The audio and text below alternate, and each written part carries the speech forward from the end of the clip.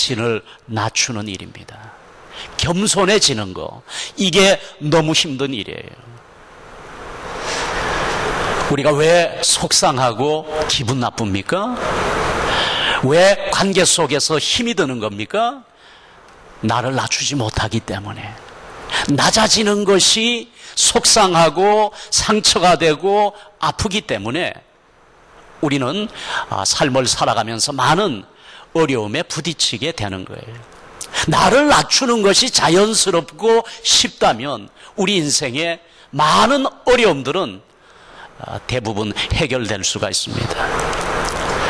겸손해지는 거, 자신을 낮추는 거, 이거는 우리 인간의 본성과 거스르는 것이기 때문에 우리 인간은 본능적으로 높아지려고 하고 나를 드러내려고 하고 칭찬받으려고 하고 인정받으려고 하는 그러한 마음들이 우리의 본성 속에 있기 때문에 이 본성을 거스려서 나를 낮추고 겸손하게 되는 거, 이거는 굉장한 자기와의 싸움, 그리고 영적 훈련과 연단을 통해서 내가 다듬어지지 않으면 이룰 수 없는 자리가 겸손한 자리, 낮아지는 자리라는 겁니다.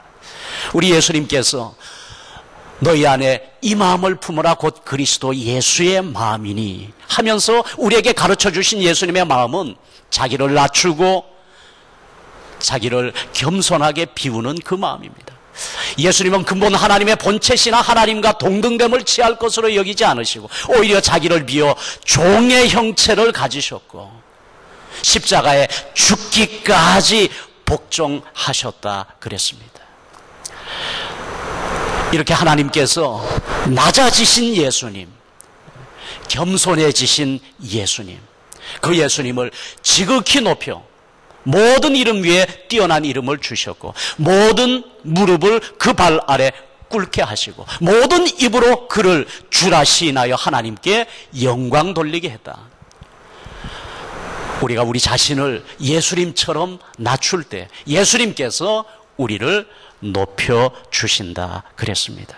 자, 이 마음을 배우라고 성경은 우리에게 거듭거듭 말씀하는데 우리가 겸손해지는 것이 너무나도 어렵더라라는 겁니다. 그러므로 하나님께서 우리에게 주시는 은혜 가운데 우리가 겸손하지 않을래야 겸손하지 않을 수 없는 그런 은혜를 하나님이 우리에게 주실 때 그 은혜가 얼마나 우리에게 큰 은혜가 되는지 모릅니다. 아무리 교만하고 싶어도 교만할 수 없도록 나의 교만거리를 완전히 꺾으시는 겁니다. 완전히 거두어 가시는 겁니다.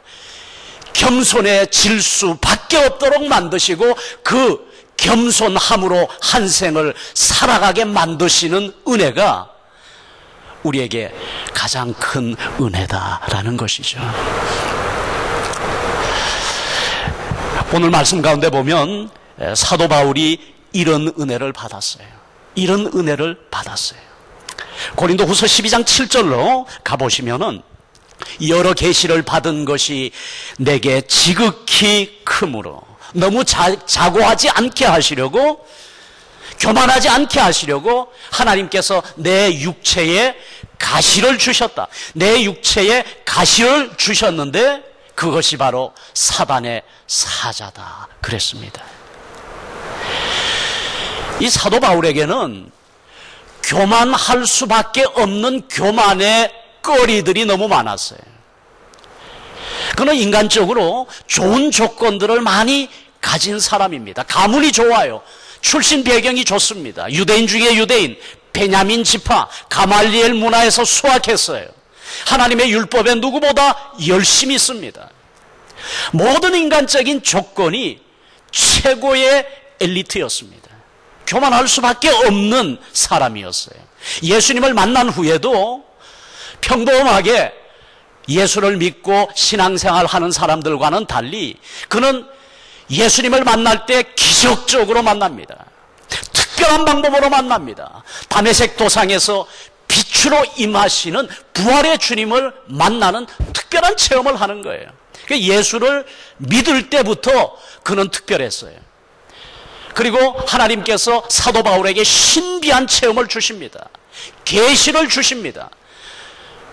3층 천에 올라갔다 왔다. 내가 3층 천에 올라가서 신비한 경험을 했는데, 아까 우리 임태빈 집사님이 소개했던 4살짜리 아기가 하나님 나라를 경험하고 왔다고 했는데, 사도 바울이 그런 경험을 한 거예요. 3층 천에 올라갔습니다. 신비한 하나님의 나라를 경험하고 왔지만 그는 이거 말하지 않았어요. 너무 드러내지 않았습니다. 자세하게 말하지 않았어요. 왜? 내가 다른 사람들보다 너무 자고하게 될까 봐. 그 비밀을 간직했습니다. 그러면서 사도 바울은 이렇게 이야기를 합니다. 내가 이렇게 인간적으로나 신앙적으로나 특별한 조건을 가졌기 때문에, 특별한 은혜를 많이 입었기 때문에 내가 자고할 가능성이 있다는 겁니다. 교만해질 여지가 다분하다는 거예요. 그래서 하나님은 나로 하여금 이 많은 것들을 가졌지만 결코 교만할 수 없도록 나에게 육체의 가시를 주셨다. 그 육체의 가시는 너무나도 치명적이고 너무나도 힘든 가시입니다. 그래서 표현하기를 사단의 사자라 그랬어요. 어떤 사람들은 이 사도 바울의 그 육체의 가시를 보고 오해할 수 있을 정도로, 저거는 사단의 역사다라고 오해할 정도로 그렇게 치명적인 육신의 연약함을 안고서 살았다는 거예요. 성경학자들은 그것을 사도 바울이 간질병을 가지고 있었다, 심각한 안지를 가지고 있었다, 상습적인 두통을 가지고 평생을 살았다, 여러 가지로 이야기를 합니다마는 많은 학자들이 아마 간질병이 아니었을까 그렇게 추측을 합니다. 복음 전도자로서, 말씀을 전하는 자로서 강단에서 말씀을 전하고 사역을 하다가 발작을 해서 간질이 일어나서 거품을 물고 쓰러진다고 한번 생각해 보십시오. 치명적인 육체의 가시입니다. 안 믿는 사람들이 볼 때 저거 마귀의 저주가 아니냐, 사단의 역사가 아니냐, 이렇게 오해할 수 있지 않겠어요? 복음을 전하고 하나님의 축복을 이야기하면서 자신이 그렇게 넘어져 갈 때 얼마나 자신의 마음이 아팠겠는가. 그래서 바울은 이것이 내게 떠나가기를 하나님 앞에 3번 간구했다 그랬어요. 3번 간구했다는 것은 뭐 그냥 생각날 때 3번 기도했다는 뜻이 아니죠. 목숨을 걸고 하나님 앞에, 주여, 이것 때문에 하나님의 영광이 가립니다. 이것 때문에 내 사역에 방해가 됩니다. 하나님 이 육체의 가시를 거두어 주세요. 목숨을 걸고 3번 기도했는데 하나님의 응답은 뭡니까? 내 은혜가 너에게 족하도다. 내 은혜가 너에게 족하도다. 여러분, 이 은혜가 뭡니까? 이 은혜는 바울이 받은 영적인 축복과 구원의 축복 플러스 바울이 평생 안고 고통하면서 살아야만 했던 그 육체의 가시, 곧 사단의 사자, 그마저도 하나님의 은혜다라는 거예요.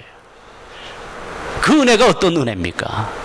나로 하여금 자고하지 않도록, 교만하지 않도록 평생을 겸손하게 나를 낮추면서 하나님께 영광 돌리면서 조심스럽게 영적으로 긴장해서 주의 사역을 감당할 수밖에 없도록 만드시는 하나님의 그 은혜, 육체의 가시를 통해서, 사단의 사자를 통해서 나를 낮추시고 내가 낮아져서 하나님이 높임받고 영광받도록 역사하시는, 이것이 바로 하나님께서 바울에게 주신 가장 큰 은혜더라라는 겁니다. 여러분, 우리는 은혜 그러면은 인간적으로 좋은 것, 세상적으로 좋은 것, 그것만을 생각합니다. 진정한 은혜는 나로 하여금 내가 받은 가장 소중한 이 구원의 은혜, 하늘의 은혜, 이 은혜를 잘 보존하도록 만들어주는, 늘 감사하면서 그 은혜를 보존하면서 지키면서 살 수 있도록 나에게 육체의 가시를 주시고 육체의 연약함을 주시고